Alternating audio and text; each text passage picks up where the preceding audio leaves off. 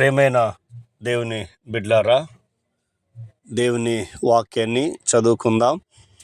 కీర్తన గ్రంథము 21వ అధ్యాయము 4వ వచనము 6వ వచనము చదువుకుందాం. ఆయుష్ నిమ్మని అతడు నిన్ను వరమడుగగా నీవు దానిని అతనికి అనుగ్రహించి ఉన్నావు. సదాకాలం నిలుచు దీర్ఘాయువు నీవు దయచేసి ఉన్నావు. 6వ వచనం, నిత్యము ఆశీర్వాద కారకుడుగా నుండునట్లు నిన్ను ఆశీర్వదించబోతున్నాను.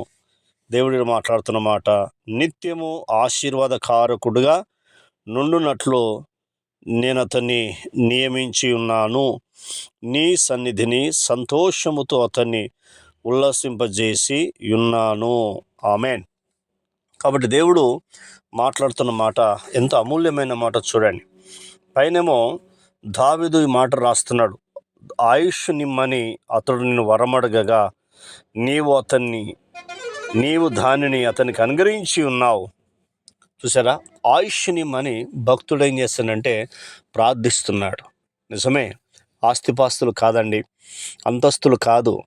మనం అడగవలసింది, దేవా నాకు ఆయుష్ను దయచేయి, దేవా ఈ దినం నాకు ఆయుష్ను అనుగ్రహించు, ఈ ఆయుష్ను ఇస్తే నీ పరీక్షలో నేను వాడబడతాను అని నువ్వు దేవుని సన్నిధిలో మొదటి అడిగితే దేవుడు ఏం చెప్తున్నాడు చూడండి, సదాకాలం నిలుచు దీర్ఘాయువు నువ్వు దయచేసి ఉన్నావు అంటున్నాడు. అంటే ఎల్లకాలం జీవించే ఆయుష్ భూమి మీద ఉన్నంత వరకు నీవు ఉంటావు.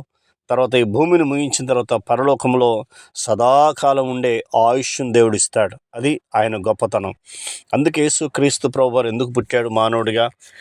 ఒకసారి ఆలోచించేయండి. మన పాపాలు భరించాడు, మన రోగాలు ఏం చేశాడు? వహించాడు. కాబట్టి మనని ఆయుష్ను అనుగ్రహించాడు. అది దీర్ఘాయువు అని పరిశుద్ధమైన గ్రంథం చెప్తుంది. ఆయన ఉండే లోకములో నీవు నేనుండే కృపను చూపిస్తాడు. మొదటి. రెండోది చెప్తున్నాడు, నిత్యము ఆశీర్వాద కారకుడుగా నుండునట్లు నీవు అతన్ని నియమించి ఉన్నావు. ఆమేన్. అంటే దేవుడు మాట్లాడుతున్న మాట ఏంటంటే నిత్యము అంటున్నాడు. అంటే ఎప్పుడు నీవు యేసు క్రీస్తు ప్రభు దగ్గరకు వచ్చావో అప్పటి నుండి ఈ లోకములంత వరకు దేవుని దీవిస్తూనే ఉంటాడు. అది 1 పేతురు 3వ అధ్యాయం 8వ వచనం.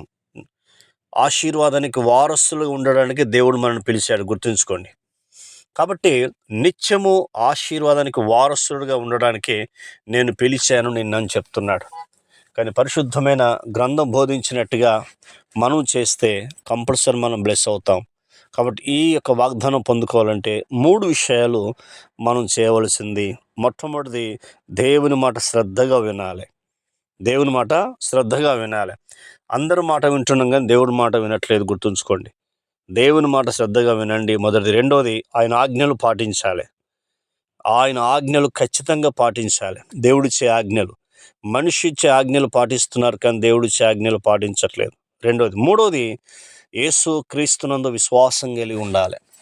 ఏదేమైనా సరే నేను ప్రభునందు విశ్వాసం కలిగి ఉన్నాను, ప్రభునందు నమ్మకం కలిగి ఉన్నాను, దేవుడు అద్భుతం చేయబోతున్నాడు, దేవుడు ఆశీర్వించబోతున్నాడు, దేవుడు వాగ్దానం చేశాడు, నిత్యము ఆశీర్వాదానికి వారసుడుగా ఉండడానికి నేను ఏర్పరచుకున్నాను అని చెప్తున్నాడు. అంతేకాకుండా నిత్యము ఆశీర్వాదానికి వారసుడుగా ఉండడానికే నిన్ను బ్లెస్ చేయబోతున్నాను దేవుడు చెప్తున్నాడు. కాబట్టి ఇన్ని మాటలు వింటున్న ఆత్మీయ జీవితంలో ఒకసారి మనం పరీక్షించుకుందాం. దేవుడిచ్చే ఆశీర్వాదం పొందుకుందాం.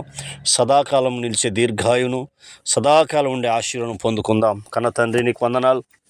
విన్న మాటలు దుష్టెత్తుకుపోకుండా సహాయం చేయండి. ఈ మాటల ద్వారా మీరు మాతో మాట్లాడుతూ వచ్చిన లేఖన భాగాన్ని బట్టి నీకు వందనాలు. ఈ మాటలు దుష్టెత్తుకుపోకుండా సహాయం చేయండి. ఆయుష్ నిమ్మని అతనిని వరమడగగా సదాకాలం నిలిచి దీర్ఘాయునిచ్చావు, నీకు వందనాలు. అలాగనే నిత్యము ఆశీర్వాదానికి వారసుడుగా ఉండడానికి నువ్వు నియమించని చెప్పావు. అందుకే నీ కృతజ్ఞతలు, మీకు స్తోత్రాలు చెల్లిస్తున్నావు. ఈ మాటల ద్వారా మాతో మాట్లాడి ధైర్యపరిచినందుకు కృతజ్ఞతలు చెల్లిస్తూ యేసుక్రీస్తు నామంలో అడిగినవన్నీ పొందుకున్నాం తండ్రి. ఆమెన్. దేవుడు మనందరిని దీవించి ఆశీర్వదించునుగాక. Amen, amen, amen.